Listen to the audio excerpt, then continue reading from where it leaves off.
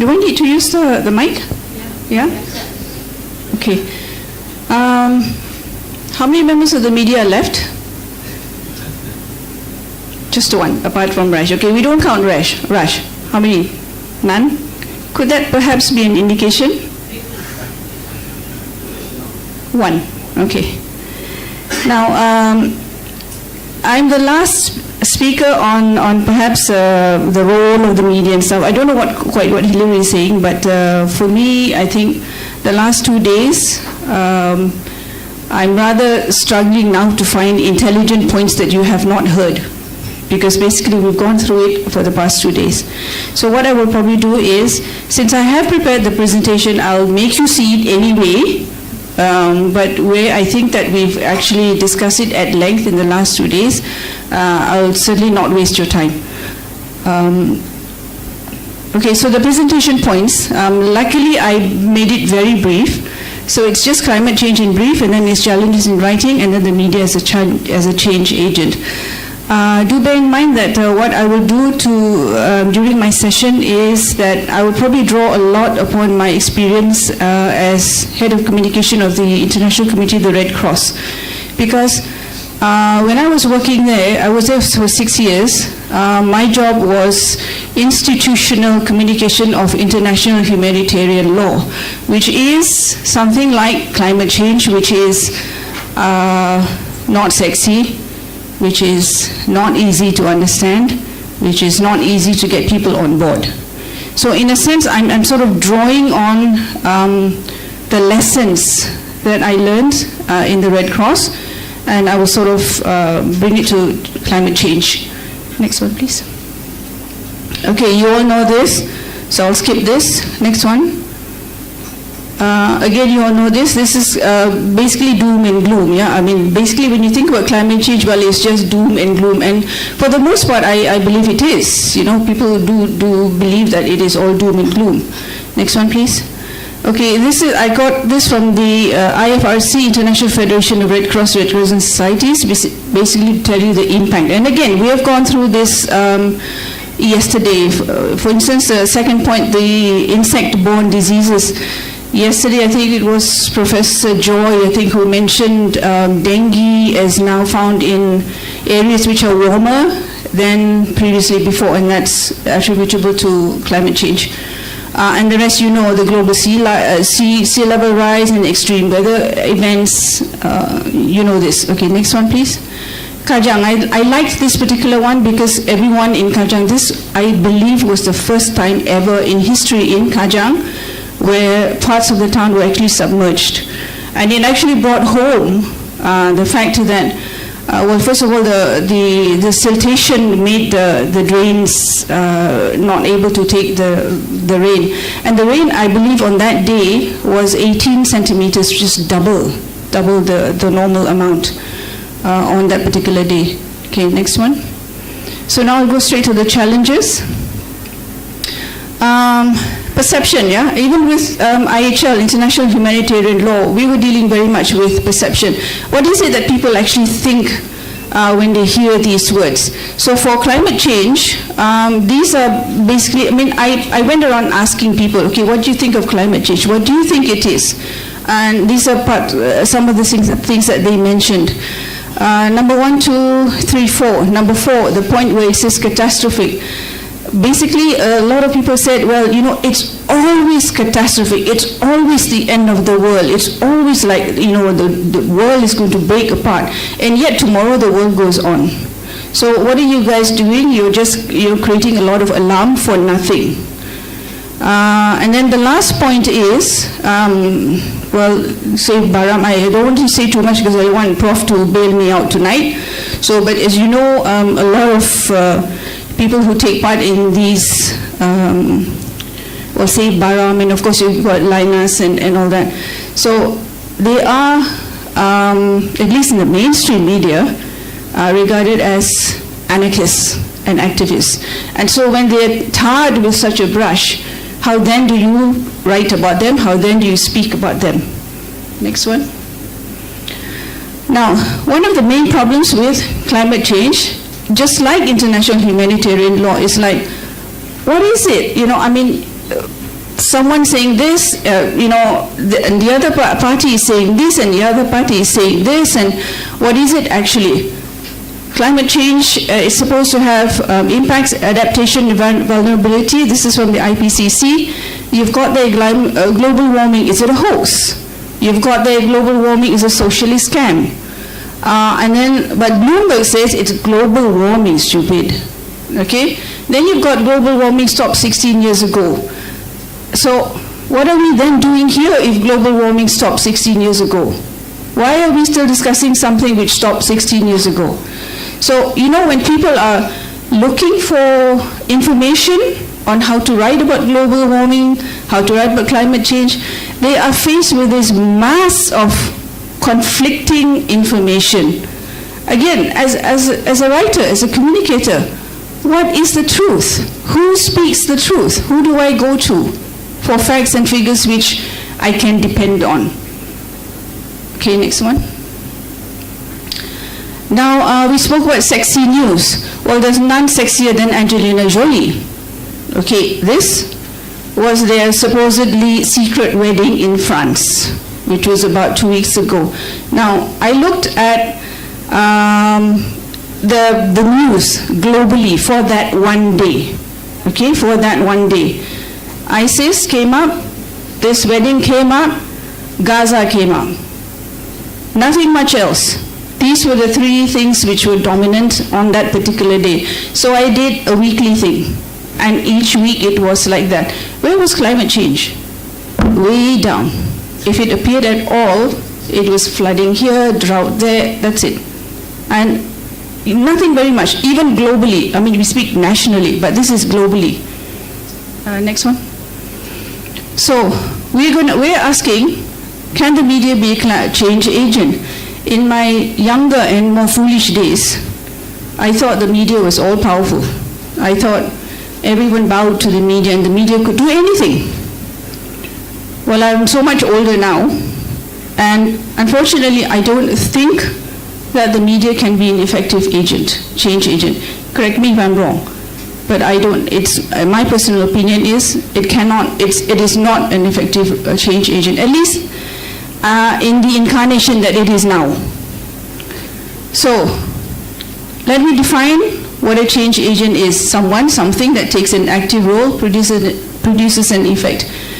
And this is in practical terms. A change agent recognizes the problem, and then together you agree on the problem, and then you contribute to a solution. Very, very simply, change agent. Okay, next one. And now, we spoke just now about, I think, was it Karam? Karam, who was speaking about that he took up this crusade almost to become an environmental activist. I do believe, actually, that when you work with the media, because even when I was with the Red Cross, what we used to do is to systematically select journalists.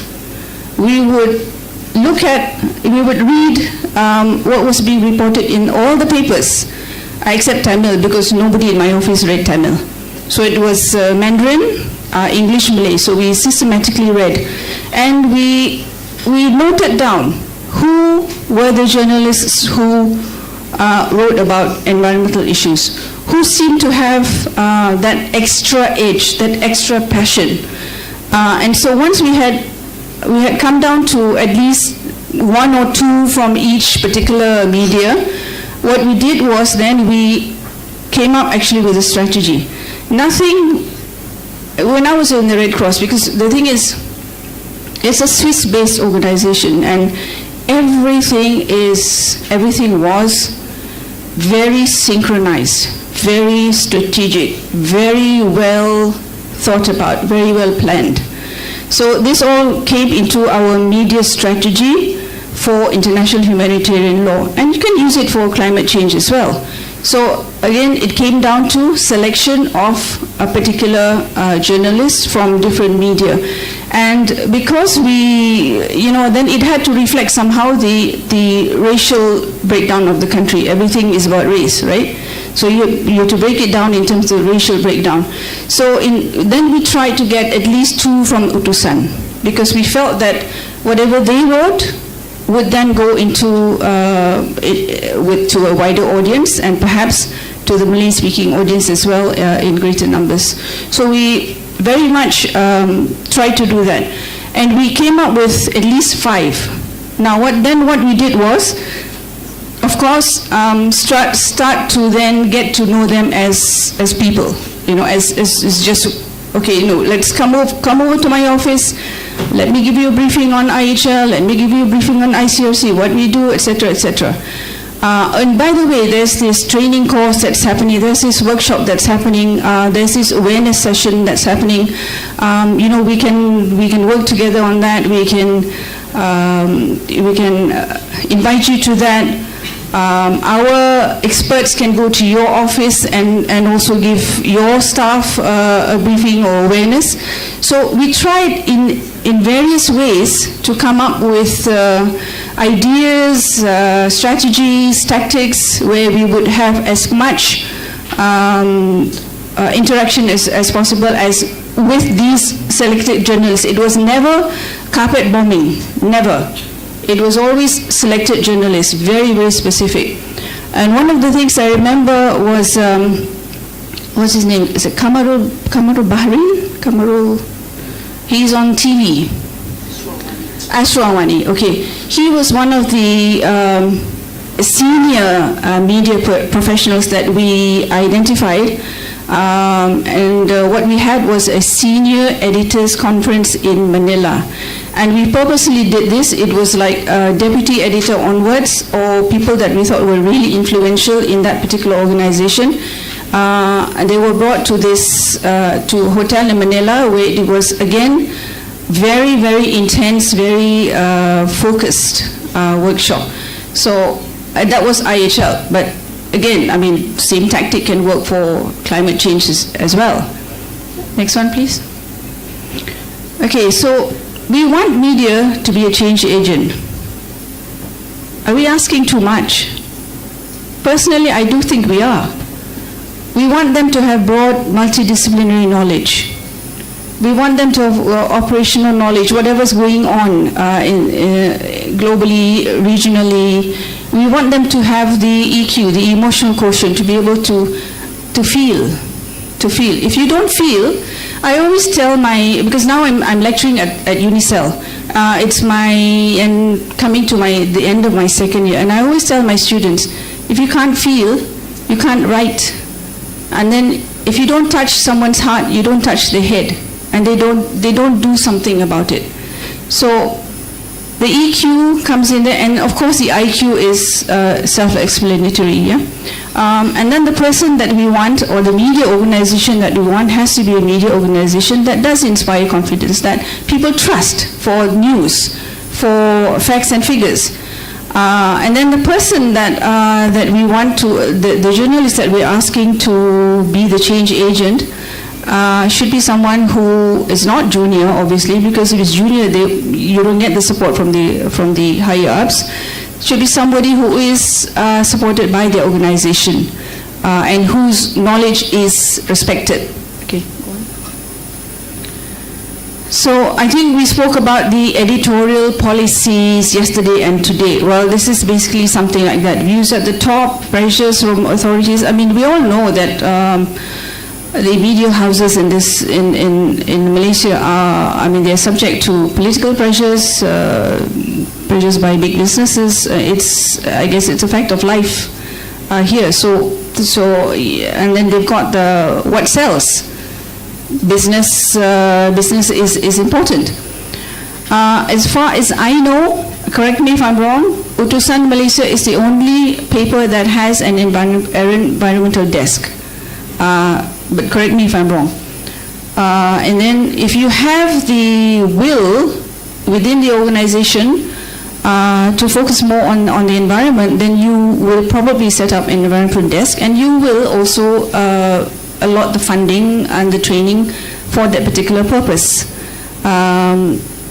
Star, I know, has got Tan Cheng Lee, for example, and at one time there was Tan Cheng An, I believe there was a few other people as well. I don't know whether they have environmental desks or not, but I do know that Utusan has. Okay, next one. Sensitizing the media, I think we all know this. Selection of journalists, I've mentioned this. We've got increased awareness. And then the third one, I feel, is something which was also brought up yesterday with Dr. Gary. I think he gave a presentation. Dr. Gary is probably one of the very few media-friendly government officials that I have ever met, ever.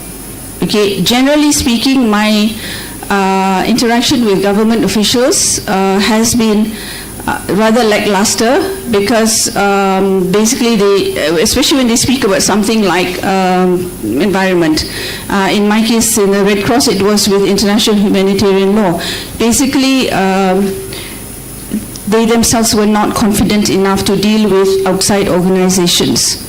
And then the other thing is that with policymakers, it was like a merry-go-round. You know, I would meet one person one month, and then the next person I would meet another month, and you know, it was always like that with policymakers. Scientists, I found now that I'm teaching here, I found that a lot of scientists actually they're not media friendly also. They don't quite know how to pitch their message on climate change. And so I think there is a need also for media literacy for scientists and policymakers. And the role for academic institutions.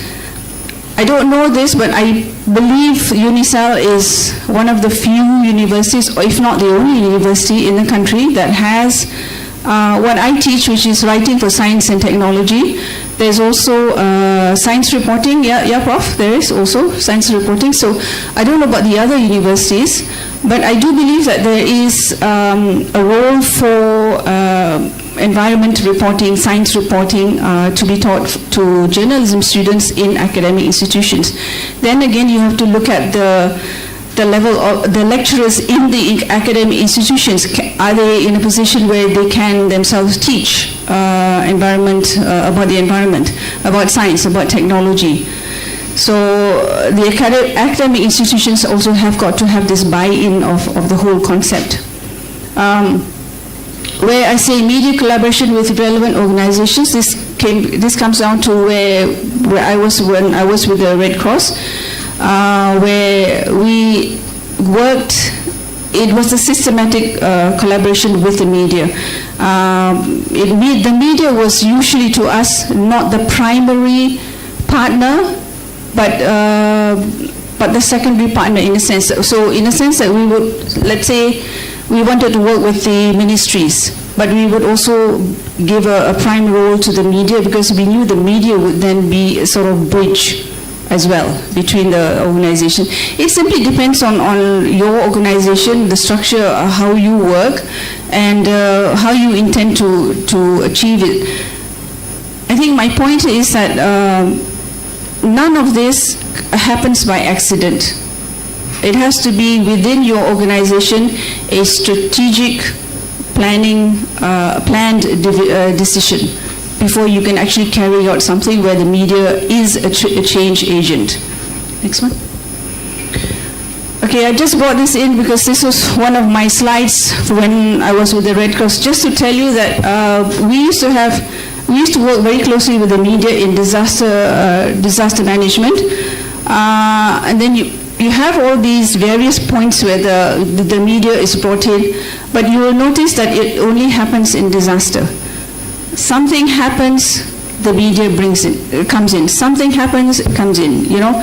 So I know that a lot of organizations will do this. They are rather reactive. So they will, you know, something happens and then they'll bring the media, or they'll hound the media for press coverage. But when I was with the Red Cross, it was always two ways. One was what happens in a disaster. Okay, this particular media, these are the messages. But also when there was no disaster happening, that was more difficult. Like in climate change, if there's no landslide, if there's no tsunami, well, it's much more difficult to get the media to be interested, to come in. So we had the same challenges as well. The next one. So this is my grand conclusion, which actually we've been talking about the whole 2 days. The last part there, where it is that, address the gaps and then inspire the journalists to be the change within and encourage collaboration. In the last session, actually, we came out with better recommendations. Well, my group anyway, Group B, we came up with a lot of other good suggestions, which had I had time, I would have put it in there. But for the moment, this is it. Okay, so I'm just going to end here. I know everyone's tired. Thank you so much. I'm available for questions if there are any.